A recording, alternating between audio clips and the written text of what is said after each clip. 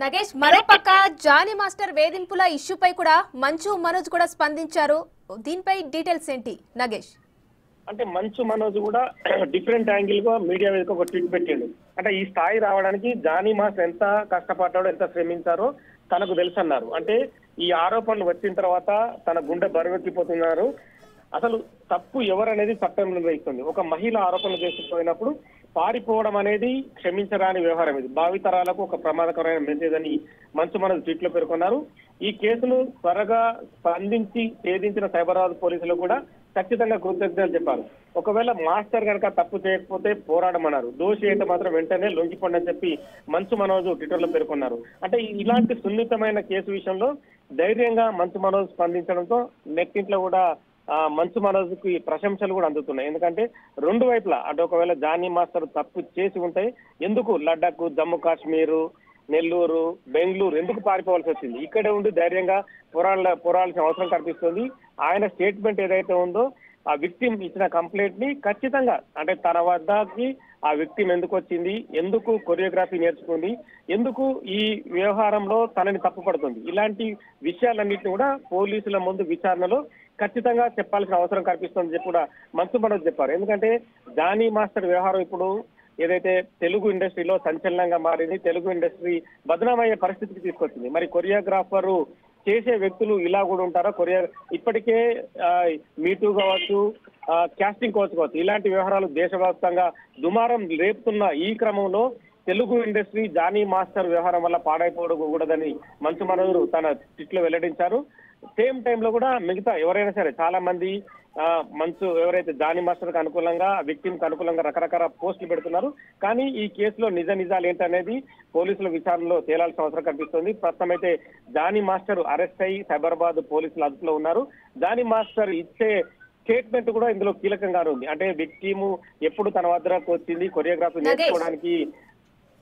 నగేష్ అలాగే దాదాపుగా ఒక తెలిసిన వ్యక్తి గురించి దూషించడం వేరు, తెలియని వ్యక్తి గురించి కూడా దూషించడం వేరు.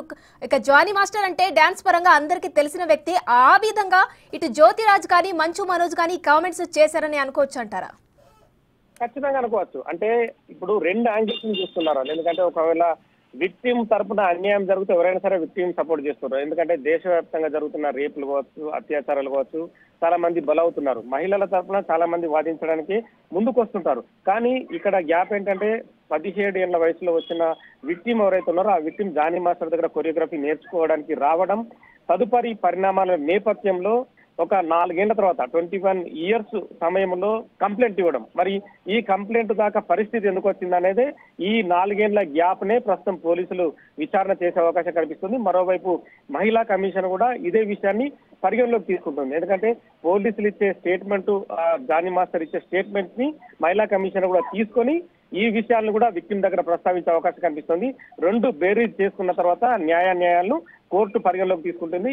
జడ్జి విచక్షణ ప్రకారం జానీ మాస్టర్ కు అంటే రిమాండ్ విధించడం తదితర అంశాలు కంటిన్యూ అవుతుంటాయి. కానీ ఛార్జ్ షీట్ అంశంలో మాత్రం ఈ స్టేట్మెంట్లు కీలకం కానున్నాయి. నగేష్ అలాగే కొందరు నిర్మాతలు కూడా అంటే తెలిసిన వాళ్ళే జానీ మాస్టర్ పై కేసు ఎలాంటిది ఉండకుండా కూడా కొన్ని ప్రయత్నాలు చేస్తున్నారనే టాక్ కూడా వస్తుంది. దీనిపై డీటెయిల్స్ ఏంటి నగేష్? అంటే రకరకాల ఊహాగానాలు సినిమా పరిశ్రమలో వినిపిస్తున్నాయి. అంటే జానీ మాస్టర్ కి అనుకూలంగా ఉన్న కొందరు నిర్మాతలు కావచ్చు, కొందరు హీరోలు కావచ్చు, జానీ మాస్టర్ మంచివాడనే అభిప్రాయం చెప్తున్నారు.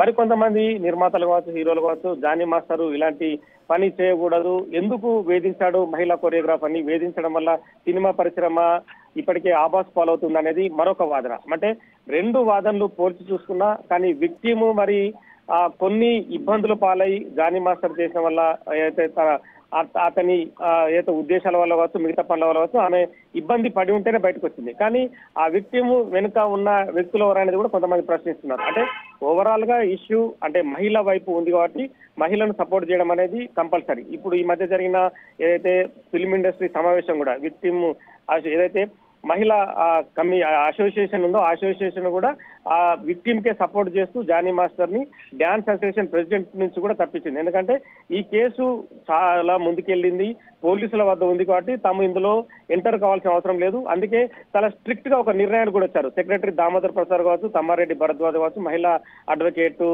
కావ్య కావచ్చు, ఝాన్సీ, ప్రగతి వీళ్ళందరూ కూడా ఒక నిర్ణయానికి వచ్చారు. ఎక్కడ కూడా విక్టిమ్ పేరు బయటకు చెప్పకూడదు, అలాగే జానీ మాస్టర్ పేరు కూడా పలకకూడదు. ఎందుకంటే ఈ కేసు చట్ట పరిధిలో ఉంది. చట్ట పరిధిలో ఉన్న సమయంలో సినిమా పరిశ్రమ ఎట్టి పరిస్థితుల్లో విక్టిమ్ పేర్లను పలకకుండానే వాళ్ళు స్టేట్మెంట్ ఇవ్వాలని ఖచ్చితమైన ఆదేశాలు జారీ చేశారు. అంటే సినిమా పరిశ్రమ కూడా ఆభాస్ పాలు కాకుండా వాళ్ళు కూడా కొంత నిర్ణయానికి వచ్చినట్టుగా తెలుస్తుంది. Right, thank you Nagesh.